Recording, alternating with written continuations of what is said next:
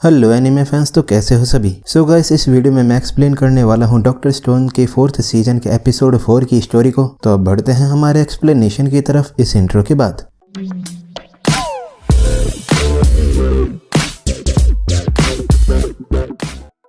तो एपिसोड 4 के स्टार्ट में ताइजू कहता है कि दुनिया की दूसरी तरफ एक और सेंकू जैसा साइंटिस्ट है और वो भी अपने आप रिवाइव हुआ था। तभी सेंकू कहता है कि साइंस पर उसके अकेले का ही हक नहीं है और पूरा वर्ल्ड इस नॉलेज को शेयर करता है। तो जिन कहता है कि समबड़ी ने ही सेंकू की तरह ही पत्थर की कुल्हाड़ी से शुरुआत करी है और अब वो मशीन गन तक पहुंच गया है और उसे नहीं लगता है कि कोई नॉर्मल साइंस में इंटरेस्ट रखने वाला बंदा इतना कर सकता है। तभी यूकियो कहता है कि जब तक वो उनसे मिले नहीं थे वो बस गैस ही कर रहे थे, पर अब वो जानते हैं कि यहाँ पर एक साइंटिस्ट है जो कि खुद से रिवाइव हुआ है। तो सेंकू कहता है कि उनकी साइंस हमारी साइंस से थोड़ी सी एडवांस है, एटलीस्ट वो मिलिट्री इक्विपमेंट्स के लिए तो ये बात बोल ही सकता है। देन रियुसुई बोलता है कि ये लोग उन्हें मारने के लिए भी तैयार हैं। तभी यूकियो को किसी इंजन की आवाज सुनाई देती है और ये आवाज उनके पीछे से आ रही है। तो कोहाकू कहती है कि वो अपने पीछे की डायरेक्शन में देख रही है पर उसे कोई बोट नहीं दिखाई दे रही है और वो लोग रात से ही इस बोट पर इतनी स्पीड से ट्रैवल कर रहे हैं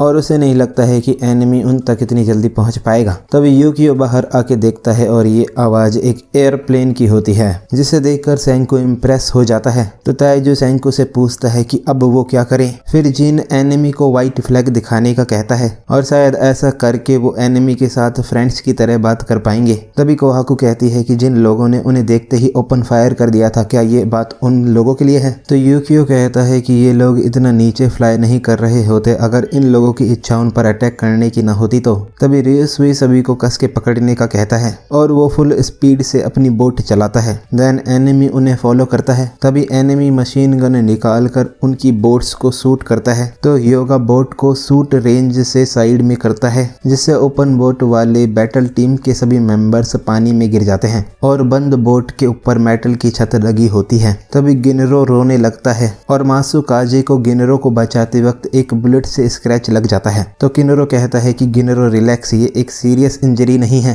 फिर यो एयरप्लेन पर अपनी गन से शूट करता है। तो योगा उससे कहता है कि वो अपनी एमोस को वेस्ट कर रहा है क्योंकि वो यहाँ से इतनी ऊपर हिट नहीं कर पाएगा। तो यो कहता है कि उनके पास यहाँ से भागने का और कोई ऑप्शन नहीं है। तभी एनिमी अपने एयरप्लेन को सूर्य के सामने ले आता है। तो जीन कहता है कि ये लोग उन्हें शूट करके मारने के लिए बहुत डिटर्मिनेट हैं और ये एयरप्लेन उनकी ही तरफ आ रहा है। तभी शेंकू नदी से पानी लेता है और वो उसमें एक केमिकल मिलाता है और कहता है कि उन्हें नहीं पता कि कब कौन सी चीज काम में आ जाए। तो गिनरो पूछता है कि ये फ्लास्क किस लिए है। देन क्रोम कहता है कि वो शेंकू से इस बारे में बाद में पूछ लेंगे। तभी शेंकू किरीशामी को ये फ्लास्क देता है और वो उसे इसे एयरप्लेन पर फेंकने का कहता है। तो किरीशामी खड़े होने के लिए एक स्टेबल जगह और एक रस्सी मांगती है, जिसे क्रोम और ताइजू एंड अदर्स उसे देते हैं। तभी किरीशामी फ्लास्क को एयरप्लेन पर फेंकती है, जिससे फ्लास्क की गैस एयरप्लेन के इंजन को बंद कर देती है। तो एनिमी वहां से जाने लगता है और एनिमी कहता है कि उन्होंने उसका इंजन एक ही शॉट में बंद कर दिया है और वो इससे इम्प्रेस हो गया है। उसके बाद ताइजू एंड अदर्स हैप्पी हो जाते हैं और जीन कहता है कि उन्होंने ये कैसे किया है। फिर एनिमी कहता है कि ये एसिटाइलिन गैस थी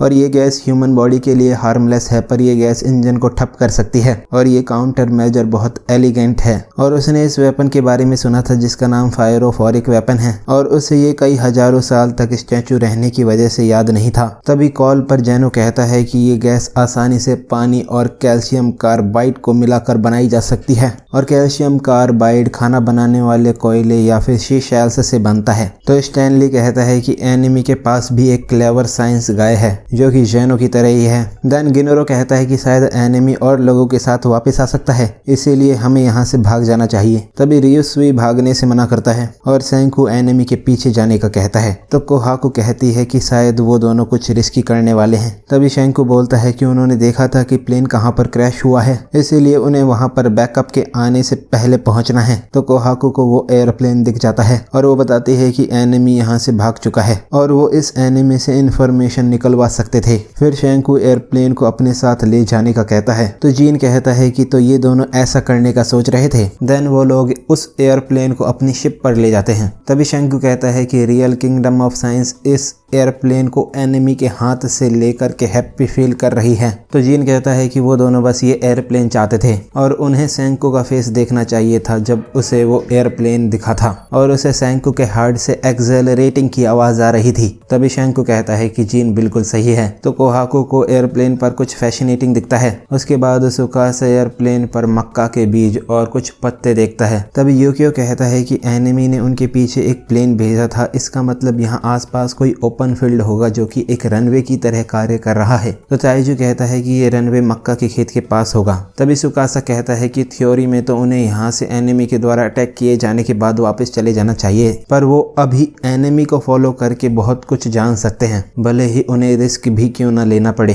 तो जीन पूछता है कि वो लोग किसे फॉलो करने का सोच रहे हैं। देन सेंको बताता है कि वो लोग एनिमी पायलट को ढूंढने जा रहे हैं और अगर वो खुद के लिए कॉर्नफील्ड ढूंढ पाए तो वो कई सालों की मेहनत से फसल उगाने के काम से बच जाएंगे और वैसे भी वो लोग यहाँ पर मक्का ढूंढने ही आए थे। तभी जीन पूछता है कि एनिमी पायलट को ढूंढने कौन जा रहा है। तो वो जीन, क्रोम और कोहाकू होते हैं। तभी क्रोम कहता है कि वो एक एक्सप्लोरर है और जीन एक मेंटलिस्ट है और कोहाकू एक शार्प आईज वाली बॉडीगार्ड है, इसीलिए ये एक अनस्टॉपेबल परस्यूट ट्रियो है। तो कोहाकू कहती है कि अगर ज्यादा लोग एनिमी के पीछे जाते तो वो एनिमी के द्वारा पकड़े जाते। फिर जीन कहता है कि हाँ वो ये बात जानता है। तभी जीन क्रोम को एनिमी पायलट के फुटप्रिंट्स दिखाता है। तो जीन, क्रोम और कोहाकू एनिमी फुटप्रिंट्स को फॉलो करते हुए बहुत दूर आ जाते हैं। तभी जीन सोचता है कि ये परस्यूट इतना आसान नहीं हो सकता है और शायद एनिमी उन्हें उसकी तरफ आने दे रहा है क्योंकि उनका एनिमी एक प्रो है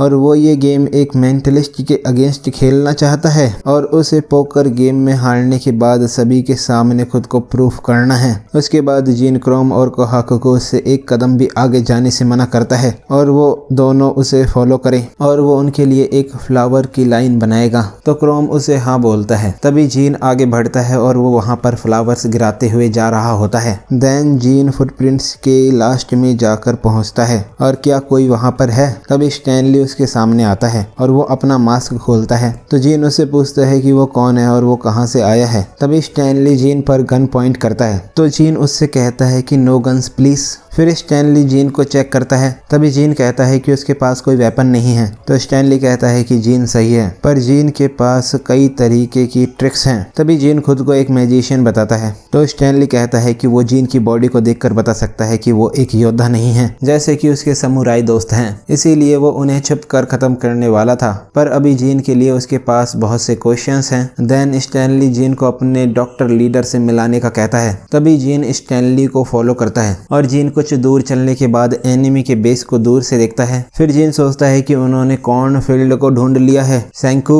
तभी जीन वहां पर ट्रैक्टर और काउस को देखता है और वहां पर एक रनवे भी होता है और शायद एनिमी के पास एक से ज्यादा प्लेन्स हैं, पर स्टैनली उसे ये नहीं दिखाएगा और जीन जैनो की फैक्ट्री देखकर शॉक्ड हो जाता है। तभी स्टैनली जैनो से कहता है कि उनके न्यू वर्ल्ड के पहले गेस्ट्स आ गए हैं। तो जीन सोचता है कि ये सेंकू की तरह नहीं है, बल्कि ये तो एक जवान आदमी है और ये एक प्रोफेशनल साइंटिस्ट है। उसके बाद स्टैनली जीन के हाथ और पैरों को नमक के पानी में डालता है। तभी जैनो जीन से मिलता है और जैनो से बताता है कि ये आदमी जिसे पॉइजनस गैस को इनहेल करने की गंदी आदत है वो स्टैनली है, जो कि पहले एक सोल्जर था, अब भी वो एक सोल्जर ही है और वो अब उसके लिए वर्क करता है और वो डॉक्टर जैनो है। तो अब वो कौन है और वो कहाँ से आया है। तो जीन बताता है कि उसका नाम जीन है और वो जापान में एक म्यूजिशियन हुआ करता था। तभी जैनो कहता है कि क्या स्टैनली ये सुन रहा है और इन लोगों ने इस स्टोन वर्ल्ड में जापान से यहाँ तक की यात्रा करी है। फिर जीन उस मशीन को देखता है जिस पर ब्रेथ, पर्सपिरेशन और EKG रीडिंग लिखा होता है और ये एक लाई डिटेक्टर मशीन है और क्या वो लोग ये गेम एक मेंटलिस्ट के अगेंस्ट खेलना चाहते हैं। तभी जीन कहता है कि किंगडम ऑफ साइंस ने उससे बहुत हार्ड वर्क कराया है और उनका लीडर स्पेशली बेरहम है, इसीलिए वो वहां से भाग गया है। तो जैनो कहता है कि जीन स्मूथली और एलिगेंटली बोलता है। तभी स्टैनली पूछता है कि क्या ये सब सच बोल रहा है। तो जैनो कहता है नहीं, या तो ये बहुत ईमानदार है या बहुत ही एक अच्छा लायर है और उसे ये दोनों तरह के लोग ही पसंद हैं। देन जीन अंडर कवर जाकर वर्क करने का सोचता है और अगर उन्हें ये पूरा कॉर्नफील्ड और रिवाइवल फ्लूइड फैक्ट्री चाहिए तो उन्हें इस साइंस लीडर को पहले हराना होगा। तभी जैनो जीन से उसके साइंस लीडर का नाम पूछता है। तो जीन सोचता है कि सेंकू बैटल में ज्यादा कुछ नहीं कर सकता है। तभी जीन बताता है कि उनके साइंटिस्ट का नाम डॉक्टर ताइजू है। सो गाइस, यहाँ पर डॉक्टर स्टोन के 4th सीजन का एपिसोड 4th एंड हो जाता है। तो अब अगर आपको ये वीडियो अच्छी लगी हो तो इस वीडियो को एक लाइक कर देना। मैं मिलता हूँ आपसे नेक्स्ट वीडियो में। Thanks for watching.